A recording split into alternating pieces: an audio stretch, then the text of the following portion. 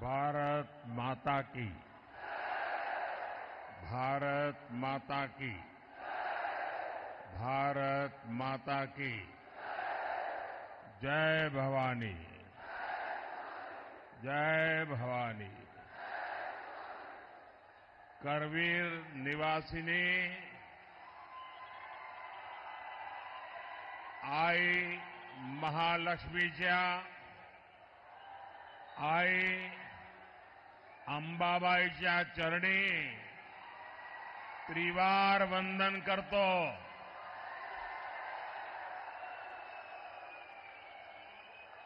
तमाम कोल्हापूरकरांना माझा नमस्कार।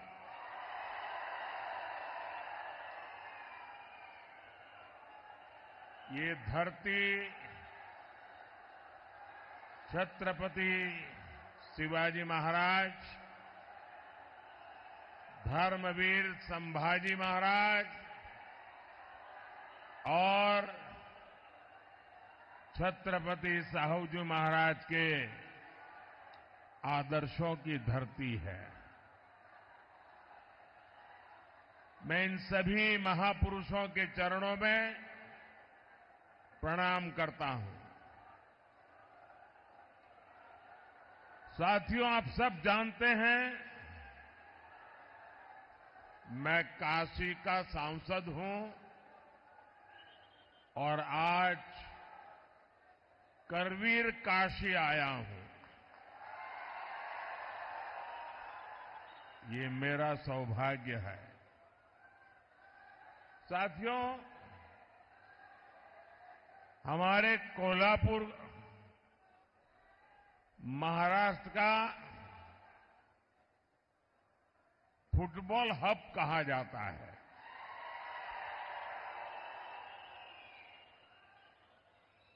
फुटबॉल यहां के युवाओं में बहुत पॉपुलर है और आपको अगर फुटबॉल की भाषा में मैं बताऊं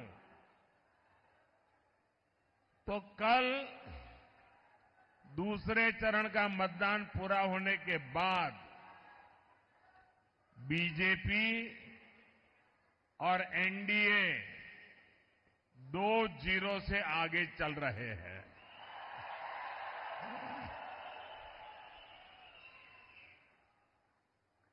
कांग्रेस और इंडिया अलायंस ने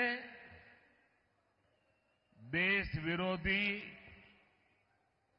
और नफरत की राजनीति के 2 सेल्फ गोल कर लिए हैं और इसलिए ये पक्का हो गया है फिर एक बार, फिर एक बार, फिर एक बार। अच्छा, जरा एक और नारा बुलवाना चाहता हूं आज कोल्हापुर की धरती पर। आप बोलेंगे? अभी मैं बोल रहा था फिर एक बार, अब मैं नहीं बोलूंगा, आप बोलेंगे फिर एक बार, ठीक है? गरीबों की सरकार, गरीबों की सरकार, एससी, एसटी, ओबीसी की सरकार, विकास को समर्पित सरकार, युवा को अवसर देने वाली सरकार, महिलाओं को सुविधा देने वाली सरकार। शाबाश।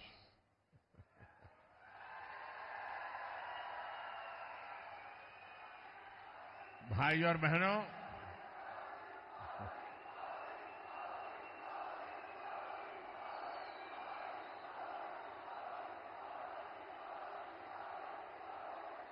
अब तीसरे चरण में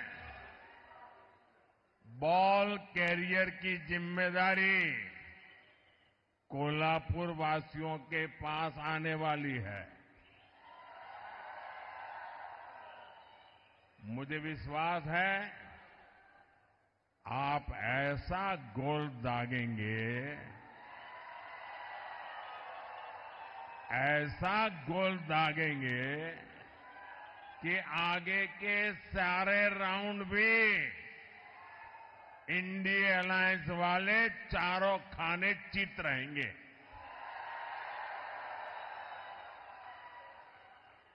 क्योंकि ये पूरा देश जानता है, जगत भारी कोल्हापुरी, जगत भारी। साथियों, चुनाव के पहले ही मैंने कहा था, ये चुनाव विकसित भारत के संकल्प का चुनाव है। लेकिन जैसे ही कांग्रेस पार्टी और उसके दोस्तों को ये एहसास हुआ कि वो विकास के ट्रैक रिकॉर्ड में एनडीए की बराबरी नहीं कर सकते, उन्होंने अपनी रणनीति बदल ली। इसलिए इंडिया अलायंस वालों ने खुलकर देश विरोधी एजेंडा और तुष्टीकरण के हथकंडों का इस्तेमाल करना शुरू कर दिया है। अब कांग्रेस का एजेंडा है कि वो सरकार में आने के बाद कश्मीर में आर्टिकल 370 वापस ले आएंगे। क्या आप ऐसा करने देंगे?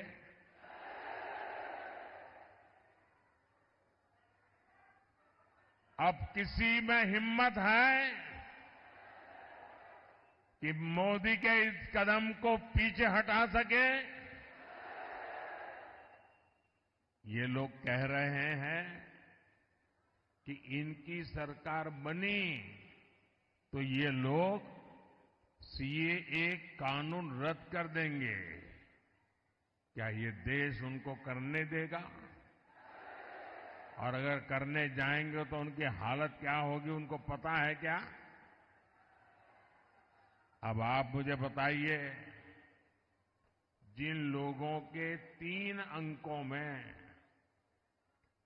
लोकसभा सीट जीतने के लाले पड़े हो, क्या ये इंडिया अलायंस वाले सरकार के दरवाजे तक भी पहुंच सकते हैं क्या? और उनका तो हाल ये है जी, वो ऐसी फॉर्मूला बना रहे, 1 साल 1 पीएम, ये फॉर्मूला निकालने में लगे हैं। अगर 5 साल मौका मिले तो 5 प्रधानमंत्री। अब इनको इसकी आदत हो गई। कर्नाटका में भी अभी सरकार बनी, उनकी पार्टी, उनका विजय। फॉर्मूला क्या? 2.5 साल 1 मुख्यमंत्री, 2.5 साल के बाद जो डेप्यूटी सीएम है वो मुख्यमंत्री। ये खेल खेल रहे। इन्होंने छत्तीसगढ़ में फॉर्मूला बनाई थी, 2.5 साल 1 मुख्यमंत्री, दूसरे 2.5 साल दूसरा मुख्यमंत्री। उन्होंने राजस्थान में फॉर्मूला बनाई थी, 1-2.5 साल 1 मुख्यमंत्री, दूसरे 2.5 साल। और हुआ क्या? ये फॉर्मूला निकालने वाले लोग 5 साल में 5 प्रधानमंत्री देश पर थोपने के सपने देखने वालों को ये देश कभी भी सहन करने वाला नहीं है। और इसलिए ये लोग देश पर गुस्सा उतार रहे हैं। कर्नाटका और तमिलनाडु में कांग्रेस और इंडिया अलायंस के लोग क्या भाषण कर रहे हैं? दक्षिण भारत को तोड़कर अलग देश बनाने की मांग कर रहे हैं। आप मुझे बताइए, अहद पेशावर, अहद पेशावर तहत तंजावर, हिंदवी स्वराज्य।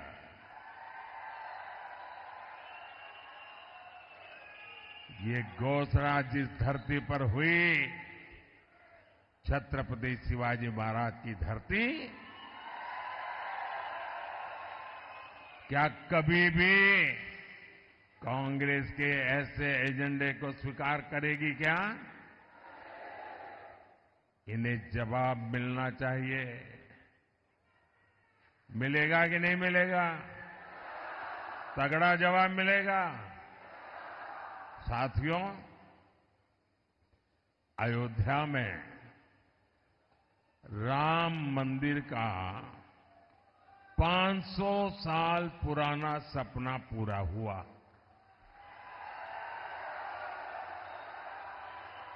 दशकों तक राम मंदिर को बनने से रोकने वाली कांग्रेस ने उसका भी बहिष्कार किया। और ये कांग्रेस कितनी अधपतन में गई है। ये राम मंदिर के जो ट्रस्टी है ना, ये अच्छे लोग हैं, तो कांग्रेस के सारे पाप माफ कर दिए और घर जाकर के निमंत्रण दिया कि नहीं भाई चलो, जो हो गया आओ। उन्होंने उस निमंत्रण को ठुकरा दिया। क्या कोई कभी प्रभु राम के दरबार में जाने का निमंत्रण ठुकरा सकता है क्या? ऐसे लोगों पे भरोसा कर सकते हैं क्या? अरे कांग्रेस वाले, जरा आईने में चेहरा देखो। वो अयोध्या के अंसारी, अयोध्या का वो अंसारी परिवार जो जिंदगी भर राम मंदिर के विरुद्ध अदालत में केस लड़ता रहा। उसके पिताजी भी लड़ते रहे, वो भी गुजर गए, वो भी लड़ता रहा। लेकिन जब न्यायालय ने कहा कि भाई ये राम मंदिर है, तो वो अंसारी खुद प्रभु राम के प्राण प्रतिष्ठा के कार्यक्रम में आकर के वहां मौजूद रहे। जिंदगी भर लड़ाई लड़ी, लेकिन फिर राम के शरण आए और ये राम का निमंत्रण ठुकरा दिया। जो राम को ठुकराएगा उसको आप क्या करोगे? आप क्या करोगे? आप क्या करोगे? जो डीएमके पार्टी, वो उनकी खासम खास वो कह रही है, सनातन को गालियां देने पर अब उतारू है। कहती है ये सनातन तो डेंगू है, मलेरिया है। और जो लोग सनातन के विनाश की बात करते हैं, उन्हें इंडी अगाड़ी के लोग महाराष्ट्र बुलाकर उनका सम्मान करते हैं। ये दृश्य देख करके मुझे तो सोचता हूं बाला साहब के पर कितनी बीती होगी, बाला साहब ठाकरे के मन पर कितनी चोट पहुंची होगी। ऐसे लोग हैं ये। इतना ही नहीं, इंडी अगाड़ी वोट बैंक की राजनीति में इतना गिर गया है कि शिवाजी महाराज की धरती पर ये औरंगजेब को मानने वालों से जाकर के मिल गए हैं। नकली शिवसेना इन सब एजेंडों में इन लोगों के साथ कंधे से कंधा मिलाकर चल रही है। आज बाला साहब ठाकरे होते तो इनकी ये हरकतें बहुत दुखी करती, और आज भी उनकी आत्मा जहां भी होगी, सबसे ज्यादा दुखी उनके इन कारनामों से होती होगी। साथियों, तुष्टीकरण और वोट बैंक की राजनीति करने वालों की नजर अब लोगों की कमाई और दलित पिछड़ों के आरक्षण पर पहुंच गई है। कांग्रेस के शहजादे, उन्होंने घोषणा की है कि वो आपकी संपत्ति की, महिलाओं के गहने,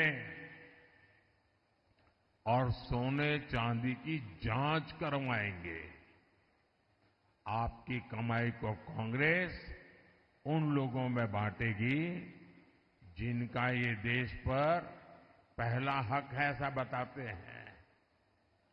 तुष्टीकरण के लिए कांग्रेस किसी भी हद तक गिर सकती है। साथियों, कांग्रेस ने एक और ऐसी घोषणा की है जो महाराष्ट्र के हर मतदाता को जानना जरूरी है। कांग्रेस ने ऐलान किया है कि आप जीवन भर जो कमाएंगे, अपने बच्चों के लिए जो कुछ भी जोड़ते रहेंगे, वो पूरा का पूरा आपके संतानों को नहीं मिलेगा। आज आपके पास गाड़ी है तो आप अपने बेटे को दे सकते हैं, घर है दे सकते हैं, खेत हैं दे सकते हैं।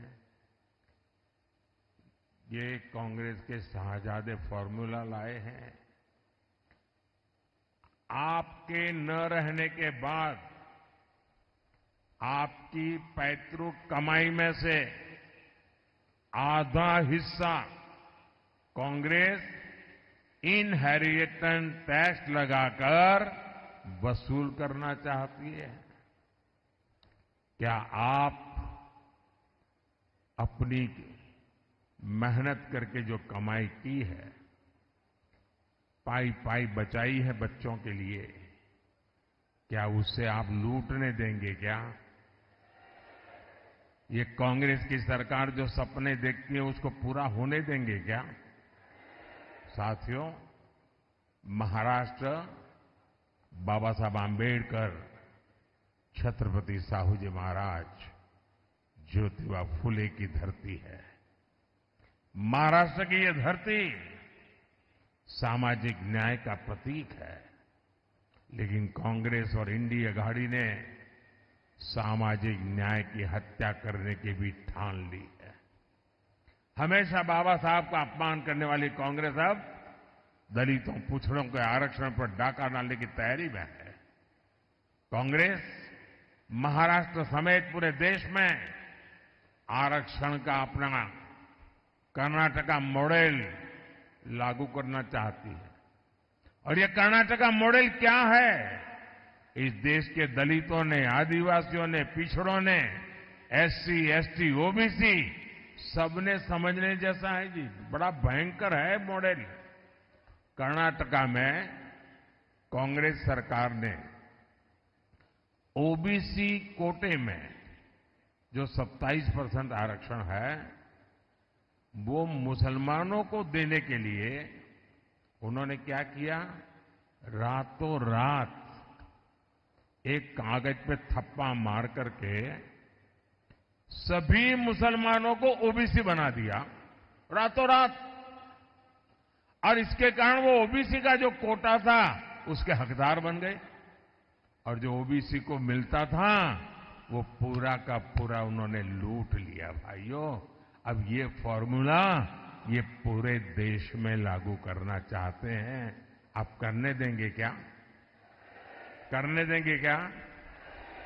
2012 में इंडी गठबंधन की सरकार ने ये कोशिश की थी, तब ये सफल नहीं हो पाए थे। इसलिए अब कांग्रेस संविधान बदलकर दलित, पिछड़ों का आरक्षण धर्म के नाम पर बांटना चाहती है। ओबीसी के आरक्षण पर यह डाका क्या कभी कोई बर्दाश्त कर सकता है क्या? आप बर्दाश्त कर सकते हैं क्या? आप स्वीकार कर सकते हैं क्या? जिन लोगों ने कर्नाटका में पिछड़ों का आरक्षण छीना है, उन्हें देश में एक इंच भी सफलता नहीं मिलनी चाहिए, अवसर नहीं मिलना चाहिए। साथियों, कांग्रेस और इंडिया अघाड़ी का एक ही एजेंडा है, सरकार बनाओ, नोट कमाओ। लेकिन हमने इन 10 वर्षों में समस्याओं के स्थायी समाधान के लिए काम किया। एनडीए ने युवाओं और महिलाओं को केंद्र में रखकर काम किया। एनडीए ने आत्मनिर्भर भारत अभियान चलाया ताकि देश में उद्योग बढ़े। एनडीए ने स्टार्टअप इंडिया अभियान शुरू किया ताकि युवाओं को ज्यादा अवसर मिले। आज स्टार्टअप्स के मामले में भारत दुनिया में तीसरा सबसे बड़ा देश है। आज दुनिया में दूसरे नंबर पर सबसे ज्यादा मोबाइल फोन बनाने वाला भारत है। यानी जिस युवा को कांग्रेस ने नौकरी और रोजगार के लिए तरसा दिया था, भारत का वो युवा अब दुनिया की अर्थव्यवस्था को दिशा दे रहा है। अगले कार्यकाल में भाजपा एनडीए युवाओं को और ज्यादा अवसर देने के लिए प्रतिबद्ध है। इसलिए भाजपा ने घोषणा की है कि मुद्रा योजना के तहत अब 10 लाख के बजाय 20 लाख रुपए का लोन दिया जाएगा, बिना गारंटी दिया जाएगा। अगले 5 साल में हमारी सरकार इंफ्रास्ट्रक्चर पर रिकॉर्ड निवेश करेगी। इससे भी युवाओं के लिए रोजगार के नए अवसर बनेंगे। साथियों, विकास में महिलाओं की भागीदारी विकसित हो और विकसित भारत की एक गारंटी है। इसलिए महिलाओं के लिए अवसर, उनकी सुरक्षा, ये मोदी की गारंटी है। पहले जिन सेक्टर्स में महिलाओं के काम करने की पाबंदी थी, मोदी ने उस पाबंदी को खत्म कर दिया। हमारी सरकार ने रोजगार मेलों के जरिए सरकारी नौकरी में लाखों भर्तियां की है। इससे सरकारी नौकरियों में भी महिलाओं की भागीदारी बढ़ी है। महाराष्ट्र में, यहां कोल्हापुर में सहकारी समितियों में महिलाओं की बहुत बड़ी भूमिका है। हमारी सरकार ने पहली बार अलग सहकारी मंत्रालय बनाया। हमने महिलाओं को आर्थिक रूप से मजबूत बनाने के लिए सेल्फ हेल्प ग्रुप का एक बड़ा आंदोलन खड़ा किया। इसी का नतीजा है कि पिछले 10 साल में 10 करोड़ महिलाएं सेल्फ हेल्प ग्रुप से जुड़ी हैं। यहां महाराष्ट्र में भी पिछले 10 वर्षों में सेल्फ हेल्प ग्रुप से जुड़ी महिलाओं को हजारों करोड़ रुपए की मदद दी गई है। अब हमारी सरकार सेल्फ हेल्प ग्रुप की 3 करोड़ महिलाओं को लखपति दीदी बनाने का संकल्प लेके काम कर रही है। साथियों, आज यही नारी शक्ति जब मोदी का सुरक्षा कवच बनकर खड़ी है, तो कांग्रेस वालों की जरा तकलीफ ज्यादा ही बढ़ जाती है। और आप भूलिएगा नहीं, वीरांगना ताराबाई के देश में कांग्रेस के युवराज शक्ति का विनाश करने की बातें करते हैं। साथियों, कोल्हापुर विकास और विरासत की संभावनाओं से भरा क्षेत्र है, लेकिन इंडी अगाड़ी की सरकारों ने इस क्षेत्र की इतनी उपेक्षा की। आज केंद्र की एनडीए सरकार और मुख्यमंत्री एकनाथ शिंदे जी, देवेंद्र फडणवीस और भाई अजीत पवार की सरकार कोल्हापुर के विकास के लिए दिन रात काम कर रहे हैं। मुंबई बेंगलुरु हाईवे के विस्तार का काम तेजी से चल रहा है। शक्तिपीठ एक्सप्रेसवे के जरिए महाराष्ट्र का एक बड़ा हिस्सा आधुनिक कनेक्टिविटी से जुड़ने जा रहा है। हमने कोल्हापुर और क्षेत्र के नई ट्रेनें दी है और भविष्य में यहां वंदे भारत ट्रेनें भी चलेगी। हमने कोल्हापुर वैभववाड़ी रेलवे लाइन को मंजूरी दी है, जिससे कोंकण क्षेत्र की कनेक्टिविटी और बढ़ेगी। कोल्हापुर एयरपोर्ट के लोकार्पण का सौभाग्य भी मुझे ही मिला है। भाई और बहनों, इस क्षेत्र में अंबाबाई शक्तिपीठ का आशीर्वाद प्राप्त है। आने वाले समय में अच्छी सड़कों और सुविधाओं के कारण लाखों भक्त अंबाबाई के दर्शन करने आएंगे। यहां उद्योग, व्यापार और पर्यटन से जुड़े अवसर पैदा होंगे। आप मुझे बताइए, मोटा कमीशन न मिलने तक फाइलों को दबाकर बैठने वाले लोग, याकूब मेनन की कब्र को संवारने वाले लोग, उनसे आप कोल्हापुर का, महाराष्ट्र का भाग्य बदलने की उम्मीद कर सकते हैं क्या? ये लोग महाराष्ट्र को आगे लेकर जा सकते हैं क्या? साथियों, 7 मई को महाराष्ट्र और देश का भविष्य तय करने के लिए एक बड़ा अवसर आ रहा है। मेरा आप सबसे अनुरोध है कि कोल्हापुर से एनडीए के उम्मीदवार भाई संजय मांडलिक जी और हाथकणंगले से धैर्यशील माणे जी, इनके पक्ष में भारी संख्या में मतदान करके मोदी के हाथ मजबूत कीजिए। आप इनको जो वोट देने वाले हैं ना, वो वोट सीधा सीधा मोदी को जाने वाला है।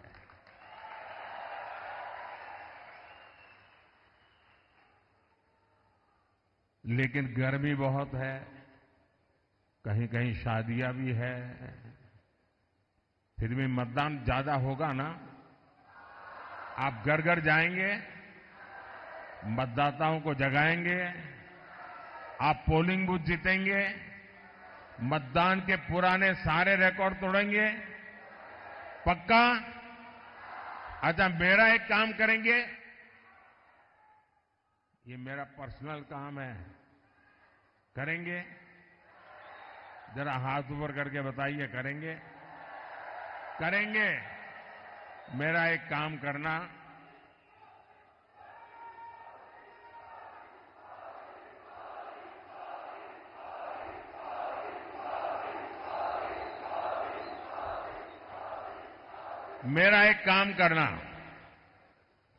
यहां से जाने के बाद आसपास पड़ोस में, गांव में, मोहल्ले में जिन जिन लोगों को मिलना हो जाए, नहीं होता है तो जाकर के मिलिए, मेरी तरफ से मिलिए और हर एक को कहना कि अपने मोदी जी कोल्हापुर आए थे और मोदी जी ने आपको प्रणाम भेजा है।